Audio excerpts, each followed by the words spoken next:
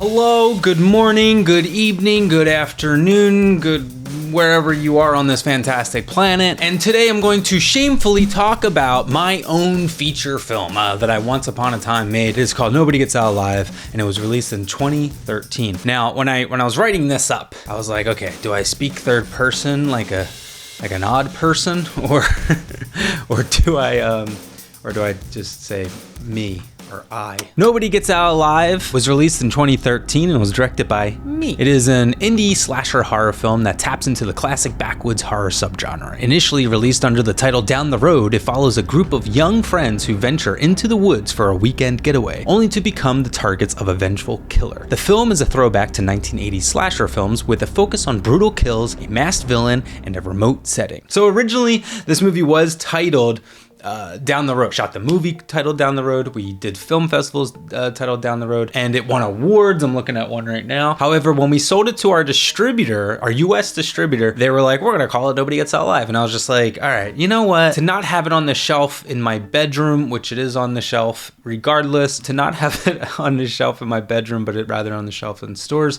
whatever, title it whatever you want. And they came up with the title Nobody Gets Alive. However, after selling the movie, I questioned them. I was just like, why Nobody Gets Out Alive? And they simply said that it was just because of marketing. If we passed on them as the distributor, they would have named whatever other slasher movie came in at the time. So marketing. But also overseas, it's titled Punishment. Ugh. The story revolves around a group of college friends who head into the woods for a weekend of camping and partying. However, they stumble into the territory of a grief-stricken man named Hunter Ist, whose daughter was killed in a hit-and-run accident years earlier. Devastated by her death and angry at the world, Hunter becomes a deranged killer, targeting anyone who enters the forest. As the friends are picked off one by one, the survivors must find a way to escape the woods and outwit the killer. So that's right. We filmed this movie in my small hometown, Sicklerville, New Jersey, in and around that area. We made this movie for technically we made the movie for like $26,000, but the overall budget was $36,000, so it was a super low budget movie.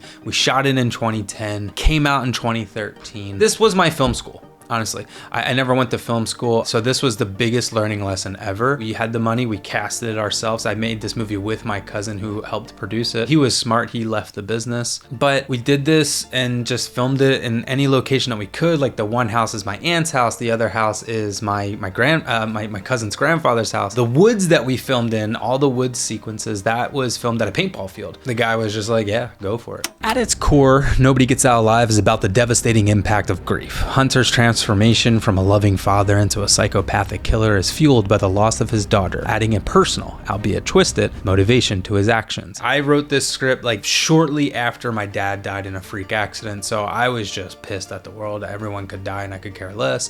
It sounds terrible, but that's how I felt at the time. So when I wrote the script just out of anger, honestly, and it's kind of funny how that has trickled its way, grief and dying and depression and all these things have trickled into everything that I write nowadays. And it's actually like a topic I actually give a shit for, mental health and even just side note with my upcoming movie Sicklerville, the opiate epidemic and all that shit. The film emphasizes practical effects and brutal, straightforward kills, similar to old school slashers from the 1980s. It doesn't rely heavily on CGI, which adds a raw, visceral quality to the deaths. We had local artist, special effects artist Lauren Palmer. She was recommended by the production company that we went to help us make this movie, and she did great. She did phenomenal with the budget that we had to give her. There's only like 2 or 3 visual effects that happens on in the movie, like CGI things, and they're just like when there's the one scene when the character Jarrett's getting the hook in his jaw. Sorry, I am spoiling the movie, but Jarrett gets the hook in his jaw. There's like a blood splat that happens. Like, we were on no time whatsoever. So I liked what we got in frame and stuff, but when it came to editing and finalizing the movie, I was like, we need like just a blood splat or something. So there's just like 2 or 3 of those, but nothing crazy. Other than that, it was all just practical effects. When I made Nobody Gets Out Alive as a passion project with a shoestring budget, that was all an homage due to not having money, but also to the 70s and 80s horror genre. So I absolutely love 70s and 80s horror movies. I mean, obviously there's the given, like, you know, Halloween, Nightmare on Elm Street, Friday the 13th. However, there's like beautiful gems like, you know, Sleepaway Camp, The Prowler. The Prowler is so underrated.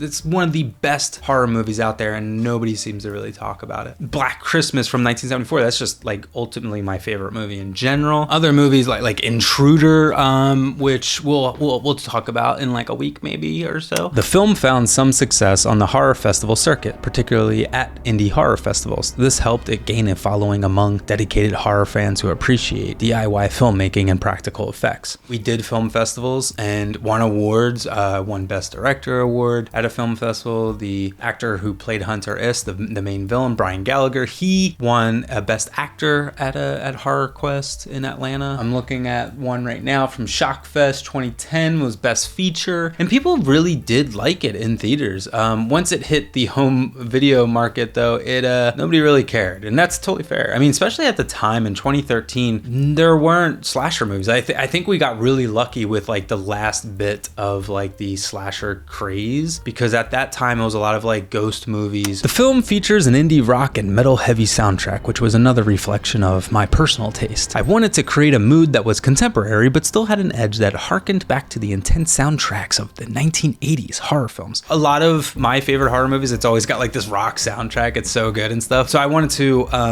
implement that with this movie, and we actually got like a pretty solid soundtrack for not having any money, especially like music budget. We just hit people up. I actually became very friendly with Bam Margera and like Ryan Dunn and that whole crew in Westchester, Pennsylvania. Ryan Dunn, I don't know if this is the true story, but this is what I was informed, so I apologize. But Ryan Dunn apparently owned the rights to CKY's first album, Volume 1. So I called him and was like, hey, can I use 96 Quite Bitter Beings to be in the movie soundtrack? And he was just like, well, I'm on the phone with you, you got it. And I was just like, yeah. He's like, then you're good to go. And I was just like, oh, a very, very nice guy. Unfortunately, it was either like the day of or the day of his funeral. Ryan Dunn unfortunately did die in a car accident. And yeah, when we were doing a pickup shot in the convenience store, it was either the day of his funeral or the day that he passed away. I don't really remember, but yeah, I mean, overall it's super sad. Super nice guy. So on top of that, I mean, so we had CKY, we had KRS-One, we had